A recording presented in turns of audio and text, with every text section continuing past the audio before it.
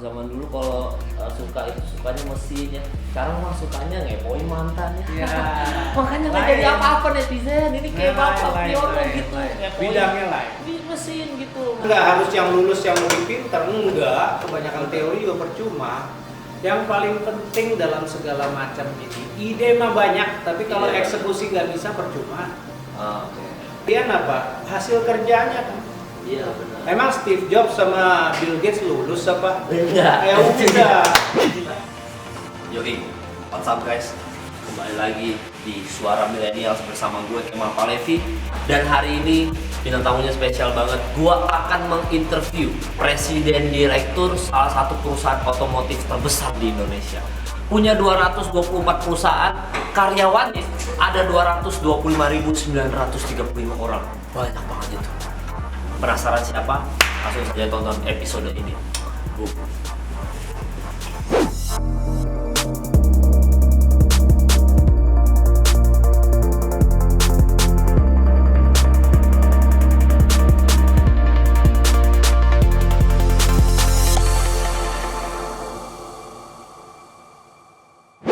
Yoi guys, sekarang gua udah bersama dengan, saya merasa minder nih berdiri di samping bapak yang satu ini. Pak, salaman dulu Pak Priyono, apa kabar Pak? Apa kabar? Aduh, ketularan sukses ya Allah. Ya, dan sekarang gue udah sama Pak Priyono. Pak Priyono adalah Presiden Direktur PT Asa Internasional. Waduh, Pak, saya kan mau nanya nih Pak, banyak pertanyaan nih sama Bapak nih. Apalagi anak-anak muda, milenial, netizen ini kan suka banyak nanya gitu ya Pak ya. Saya juga termasuk yang banyak nanya. Saya kan tahu Bapak sempat kuliah di Jerman Pak. Iya. Waktu di Jerman lebih sering nongkrong sama anak Indonesia apa sama orang Jerman Pak?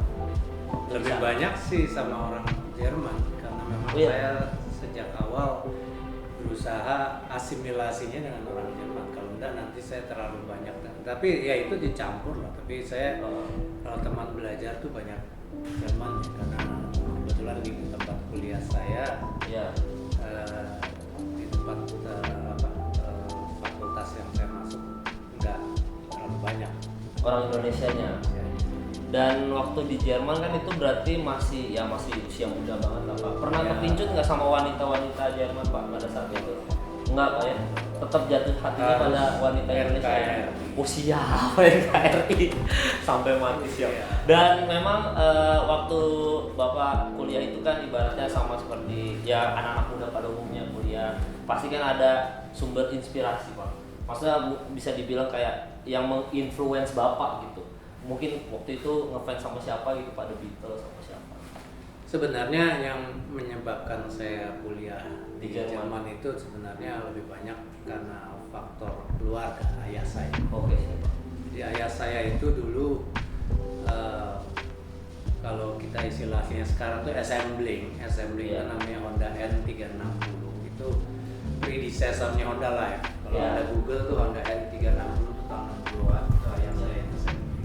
Lambretta, dia juga assembling. Lalu juga ada Pick Up, dia juga assembling. Jadi waktu saya masih SD itu di tahun 60-an itu ya memang sudah keping menjadi tukang insinyur kalau istilah kerennya sekarang. Jadi saya memang sudah so determined untuk menjadi insinyur.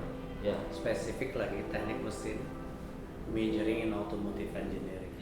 Dan sumber influence berarti orang tua sendiri ya Pak ya? Orang tua sendiri. Ya memang walaupun ayah saya mengatakan kenapa mesti kuliah teknik mesin lagi, karena kakak saya Pak Yogi juga kuliah teknik mesin kan. Saya katakan loh sukanya itu. Sukanya itu. Jadi ya saya bilang saya harus mempelajari bidang yang saya suka. Thereafter 1 tahun sebelum saya menjadi diplom engineer, saya tulis surat sama orang tua. Ini hampir selesai lagi bikin skripsi segala. Nah itu orang tua akhirnya yang menganjurkan saya untuk ngambil kuliah di bidang ekonomi bisnis, administrasi bisnis. Orang zaman dulu kalau suka itu sukanya mesin ya. Sekarang mah sukanya ngepoin mantan ya. Makanya nggak jadi apa-apa netizen. Ini kayak Bapak Priyono gitu. Bidangnya lain. Mesin gitu, luar biasa ya. Dan Bapak tuh merasa waktu muda itu di umur berapa sih Pak merasa kayak, ih gila saya udah sukses banget nih. Itu usia berapa Pak?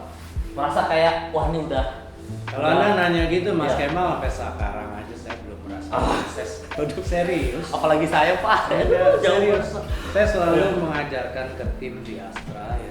Astra kan cukup besar ya, punya Ya. perusahaan ada 224 karyawannya juga sudah 225.000. Saya selalu mengatakan kepada tim, kemarin juga saya ketemu expert dari Astra, kadang-kadang mereka yang masih umur seumur Anda gitu 30-an. The moment Anda merasa sudah sukses, Anda selalu merasa complacent nanti. Complacent berarti Anda tidak mau melanjutkan. Jadi jangan pernah yang namanya complacent itu atau sudah merasa achieve. Happy mas sejenak waktu saya merasa akhirnya saya bisa menjadi diploma engineer, senang. Tapi ya udah itu aja. Habis itu kan sekolah lagi. Pak, Bapak tuh waktu muda nih terakhir Pak. Waktu muda itu pernah kepikiran maksudnya kayak tiba-tiba nih, oh ini hoki nih, ternyata jadi sukses atau emang dari usia muda kayak wah ini bakalan sukses nih. Pernah ada kepikiran saya mau pasti sukses gitu atau saya jalanin aja lah gitu. Gini. Hidupnya gitu. Dalam setiap langkah siapapun yang melakukan, Anda pasti punya cita-cita, punya goal. Tadi saya katakan waktu saya SD, saya kepingin jadi insinyur. Ya. Spesifik harus di Jerman, spesifik harus teknik mesin, spesifik harus majoring in automotive. Nggak semua kan orang punya cita-cita yang spesifik begitu. Tapi ya nggak salah juga kalau orang nggak punya sampai tes bakat dan lain-lain. Jadi kalau hemat saya, apapun pekerjaan yang diberikan kepada kita ataupun apapun yang kita kerjakan itu harus well done. Jangan separuh-separuh. Kalau separuh-separuh nggak akan jadi kemana-mana. Saya juga kalau punya staff, ya saya pingin punya staff yang reliable. Saya nanya apa dia tahu, jangan saya cek dulu. Oh jangan begitu. Saya cek udah gitu salah pula kan sedih kita. Oh benar. Ya. Saya nggak minta mereka luar kepala, tetapi kan seyogyanya harus reliable. Nah kalau namanya orang sudah reliable, sudah memang bisa diferensiasi dibandingkan yang lain-lainnya, pasti ada jalannya nanti. Saya juga waktu masuk Astra, jangan lupa saya masuk Astra sebagai kepala divisi, sebagai general manager. Saya kan nggak langsung direktur, tapi kan mungkin karena pekerjaan yang saya kerjakan itu mungkin cukup baik buat atasan saya, ya adalah promosi ini itu. Nggak pernah bermimpi boro-boro. Saya dulu melihat dari luar, kalau baca Pak Teddy Rahmat sebagai presiden Astra hebat banget ya. Mana saya mana masa ya berpikir kayak gitu. Nanti kan kita apa ya jangan kayak pungut merindukan bulan juga, tetapi harus benar-benar kerjakan apa yang Anda harus kerjakan dengan sebaik mungkin. Siap. Kalau ditanya jangan, ntar saya cek dulu Pak. Jangan gitu. Janganlah. Siap itu kuncinya tuh. Jangan begitu ya. Mending sotoy dah. Gitu. Oke, kita lanjut ke segmen berikutnya. Iya apa? Hasil kerjanya kan. Iya benar. Emang Steve Jobs sama Bill Gates lulus apa? Enggak. Ya udah. Yang paling penting dalam segala macam ini, ide mah banyak, tapi kalau Iya. eksekusi nggak bisa percuma. Oke. Mungkin ya, nggak sarjana, terus dia mau ngelamar kerja ke Astra Internasional dengan ide yang luar biasa dan dia bisa eksekusi dengan sangat baik. Kira-kira Tampung. langsung tampung Pak? Nggak sarjana tuh Pak? Nggak. Tampung, asal Tampung. jenius. Ya Pak, ini kan sekarang udah era milenial sih Pak, udah anak muda banget dan semua udah serba digital. Kira-kira untuk PT Astra Internasional sendiri itu ada inovasi apa Pak untuk menghadapi zaman now, milenial zaman now ini Pak? Jadi jangan lupa bukan cuma millennials itu adanya di dunia ataupun lebih spesifik di Indonesia. Terus saya boleh bicara di Astra pun 70% dari penduduk Astra dari 225.000 tadi juga millennials. Oh siap. 70%. Jadi dan cara berbisnisnya pun sekarang perlahan-lahan diarahkan supaya millennials bisa boleh dikatakan karena mereka ini decision makers ya, Iya. rata-rata mereka bisa mengerti dan mau menyambut. Oke. Ya. Saya ambil contoh kayak di yang namanya asuransi Astra itu digitalnya berjalan dengan baik, Anda mau ngeklaim segala macam itu pakai apps segala macam. Ya itu sesuatu yang digitalisasi kan, chatbot segala macam di asuransi Astra itu ada. Astra Credit Company juga, Federal International Finance juga. Dulu orang kalau beli motor nyicil itu, kepinginnya nyicilnya pada shopnya supaya dapat kertas. Ya di dealernya. Nah, supaya dapat kertas, but sekarang kan enggak lagi. Anda beli apa-apa aja juga pakai pay ini, pakai pay itu, segala macam. Nah, Astra sekitar beberapa tahun yang lalu ini menyatukan ini semua ide ini dalam bentuk yang namanya Astra Digitalisasi Program ADP. Dipimpin oleh anak muda, ya sekitar ada 100 sekarang yang bergabung di Astra Digital Program ini, digitalisasi program, ditaruh di Sunter di sana. Nah, mereka ini yang kerja nih, membuat program-program yang link kepada juga bisnis Astra, apakah itu otomotif ataupun jasa keuangan. Jadi sebenarnya udah ada basis juga ya Pak ya, maksudnya dengan era digital zaman sekarang. Berarti Astra sendiri tuh peran anak mudanya lumayan penting Pak ya? Ya kan saya bilang waktu bikin yang namanya ADP, Astra Digitalisasi Program, saya katakan ini yang mimpin jangan yang ada umur lah. Oh, siap. Kan nggak enak kalau dibilang tua, nanti marah loh teman-teman saya ini. Iya, jangan yang mungkin kita jangan senior. bilang tua, mateng ya Pak. Nah, mateng ya, atau senior. Senior ya. Oke, Ya akhirnya yang pimpinan Astra ADP-nya pun ya usianya cuma 40, tapi anak buahnya semua yang 20-an seperti umur Anda ini semua. Oh, tapi pemimpin tetap 40 Pak. Iya, karena harus membawa yang misi yang satu, yaitu 40 karena memang dia orang IT yang sangat kuat background-nya untuk consumer. Oke. Jadi nanti mungkin ada baiknya Anda ke sana mampir interviewin mereka di Sunter sana supaya di Wisma Atira sana supaya mereka Anda juga dapat gambaran apa sih ADP. Oh. Saya sih rekomen Anda ke sana. Saya Pak ya. Ya. Suatu ngelamar kerja. Ya jangan dong, nggak kuat bayar kalau bayar Anda. Saya UMR-nya tinggi Pak. Ya itu dia. Nggak kuat bayar nanti. Ya benar. Dan ada inovasi apa lagi Pak? Jadi Astra ini kedepannya untuk menghadapi zaman-zaman kegilaan netizen yang maha benar ini. Iya tadi kan saya bilang satu. Pasti komplain makin banyak kan? Iya. Komplain sekarang gampang banget. Iya, tuh. ADP. Ya komplain kan ada komplain yang beneran atau komplain yang ngetes yang bener ya. ya kita layanin. Tapi kita jangan lupa bahwa hidup kita itu tergantung sama konsumen. Itu tidak bisa lepas. Dimanapun Anda punya konsumen, punya customer, kami punya customer. Ya. Tetapi saya melihatnya mereka ini sudah beralih dari yang semua analog ke digital semua ya, kasarnya begitu kan. Ya program-programnya itu saya juga salut teman-teman saya ini yang umur 30-an ini juga udah kesana kemari rajin apa ini mereka mengerti. Waktu itu kami visit ke Silicon Valley, pulangnya saya tanya Anda mau bikin apa dari Silicon Valley Pak? Ya visit ke beberapa perusahaan-perusahaan itu. Saya tanya mereka yang ikut dengan saya karena ada mungkin ada 90 CEOs gitu. Saya tanya Anda mau bikin apa? Mereka tampilkan saya mau kerja sama ini 3 item, ini mau 4 item, mau ini. Nah terus itu kita follow up terus. Yang paling penting dalam segala macam ini, ide mah banyak, tapi kalau eksekusi nggak bisa percuma. Oke. Eksekusi itu adalah salah satu contoh mungkin yang salah satu kekuatan Astra adalah di eksekusi. Eksekusi ya. Ya. Oh, berarti Bapak sendiri udah bukan akhir-akhir ini ya beberapa tahun kebelakang udah mulai banyak kerja sama anak muda kan Pak? Harus. Dan anak muda kan biasanya jauh lebih bawel, lebih lebih maksudnya mereka kan pikirnya liar, kreatif. Nah, misalkan nih Pak, misalkan ada anak muda, ini kita berimajinasi aja, misalkan ada anak muda, tiba-tiba mungkin dia itu nggak sarjana Pak, mungkin ya, nggak sarjana, terus dia mau ngelamar kerja ke Astra Internasional dengan ide yang luar biasa dan dia bisa eksekusi dengan sangat baik.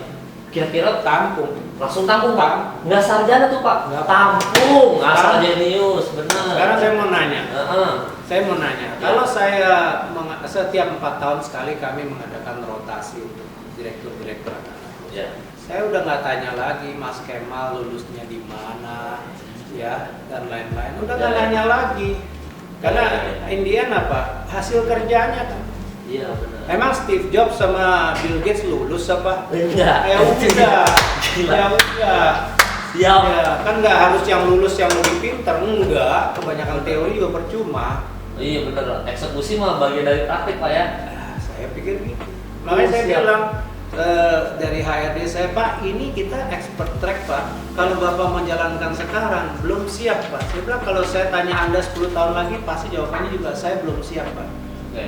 Kita jalankan, nanti dalam perjalanannya kita perbaiki. Yang paling penting itu. Jadi kalau ada revolusi industri 1.0, 2.0, sekarang udah 4.0 kan? Iya. One day ada aja, nanti ada lagi kan. Iya juga ya. Berarti Kalau Anda nggak berani, nggak akan berani.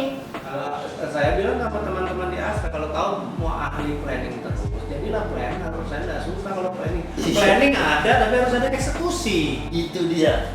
Itu yang nggak gampang. Iya benar. Tapi kalau tanpa keberanian tidak dilaksanakan, ya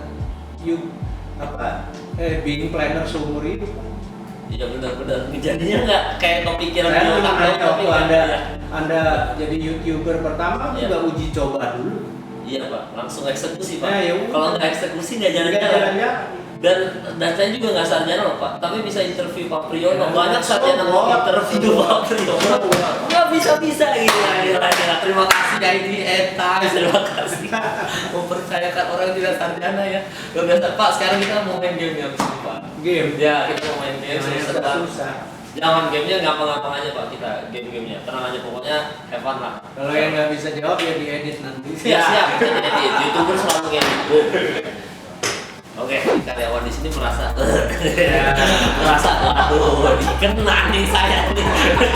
Merasa nih. Itu faktor umur sih Pak. Kayaknya gitu. Kurang ajar. Jadi guys, saatnya kita sekarang main game bersama Bapak Priyono. Dan ini ada 10 pertanyaan Pak. Jawab cepat ya Pak ya. Dan pertanyaan pertama adalah, lebih nerima karyawan yang lebih etis atau yang lebih pinter? Wah, ini susah banget. Harus bisa tuh Pak. Etis. Etis kenapa Pak? Karena integrity, etika itu kalau sudah bawaan catat lahir susah diperbaiki. Kalau kepintaran Anda bisa pelajari. Bisa pelajari, jadi etis luar biasa. Terus startup atau corporate Pak? Kalau hari ini startup. Oh, Karena hari- startup yang baik bisa jadi corporate juga. Siap. Terus online advertising atau offline advertising? Hari ini lebih banyak online. Lebih banyak Teman-teman saya di operational juga melakukan. Iya. Terus iklan di sosial media atau website? Nah ini saya terus terang buta kalau ini. Buta ya? Anggap aja sekarang hari-hari ini di sosial media lagi tambah. Iklan di sosial media ya Pak. Terus produk lokal atau import? Yang lokal lah. Wih, Kalau kita siap. melokalkan produk-produk kita terus lokalisasinya tambah tinggi. Anda harus lihat yang namanya Kalia, Sigra itu sampai 85-90% sepeda motor. Jadi lokal ya Pak. Terus bos yang nyebelin atau teman kerja yang nyebelin Pak? Bos yang nyebelin. Atau teman kerja yang nyebelin? Pilih mana? Teman kerja Bapak atau bos? Atau lebih bosan gitu? Yang nggak mau dua-duanya. Nggak mau ya Pak ya? Harus yang baik ya Pak ya? Iyalah yang bisa kita nyaman lah kerja. Gitu. Mau bos yang nyebelin atau istri yang nyebelin Pak? Kira-kira? Nah ini juga dua-duanya kita mau lah. Padahal istri lebih kadang-kadang nyebelin ya Pak ya? Iya luar biasa ya. Terus startup pakai dana pribadi atau invest Pak? Startup pakai dana yang sekarang gini, startup kan lebih banyak orang yang nggak punya duit. Sebenarnya. Kalau dia punya duit mah dia bikin sendiri, yang bener dia danai. Ya. Tapi kan startup, you name it, semua unicorn juga asalnya nggak punya duit tapi jadi duit.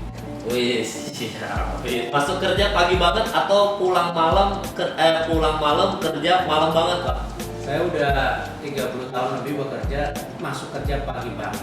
Pagi banget. Dari dulu. Tapi saya juga bukan terus bilang yang pulang malam banget berangkatnya siang terus salah juga, saya juga nggak gitu. Karena Astra dari dulu begitu, dan sebelum saya kerja di Astra juga begitu, kerjanya dari jam 7.30 pagi. Dia memang Pagi banget ya. Terus kerja dari hobi atau kerja di posisi tinggi tapi tidak sesuai passion Pak? Ya enggak dong, semua harus Anda tekuni, tetapi kalau sebisa mungkin Anda yang inline dengan hobi.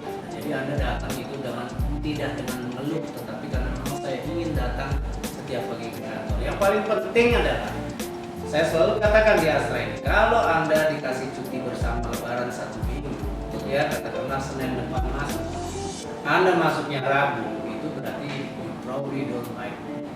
Tapi kalau hari Minggu udah mikir besok akhirnya ketemu teman-teman, akhirnya kita kerja lagi, I'm so glad kalau itu terjadi. Itu Berarti kan semua passionate kan? bener. Karena ingin kembali kerja, cuti seminggu kalau bisa 5 hari aja. Ini karyawan di sini merasa merasa aduh dikena nih saya nih merasa nih bener ingat itu ya. Terus liburan ke pusat kota atau liburan getaway Pak? Yang agak jauh karena kalau pusat kota Jakarta udah sering. Ya udah sering ya Pak ya. Jadi yang kalau saya ke Bali pun carinya Ubud yang sunyi, bukan yang Seminyak lagi, Seminyak ke Jakarta aja tuh. Iya, iya benar banget. Tergantung ya makanya kalau orang mungkin ada di aslinya nggak di situ, nggak ada hiruk pikuk, mungkin cari hiruk pikuk. Tergantung kan, jadi nggak bisa sampai mengerjakan salah. Bener, berarti Bapak lebih senang liburan tuh ke New Zealand gitu daripada New York. Iya, tergantung pokoknya yang dimana saya bisa rest and relax. Ya, itu faktor umur sih Pak. Kayaknya gitu. Kurang ajar. Ya terima kasih Pak. Terima kasih Mas Kemal, sukses selalu. Senang bisa ngobrol sama Bapak dan pokoknya terima kasih guys sudah nonton episode kali ini. Terima kasih buat Pak Priyono buat waktunya karena Pak Priyono ini sangat sibuk jadi terima kasih. Belaga sibuk. Emang sibuk. Udah nggak belaga sibuk, emang sibuk. Kita anak muda yang soal sibuk pada kagak. Pokoknya terima kasih buat semua yang udah nonton episode kali ini dan jangan lupa nonton episode selanjutnya. Don't forget to like, comment, and subscribe buat Pak Falki dan Pak Priyono untuk diri. Terima kasih.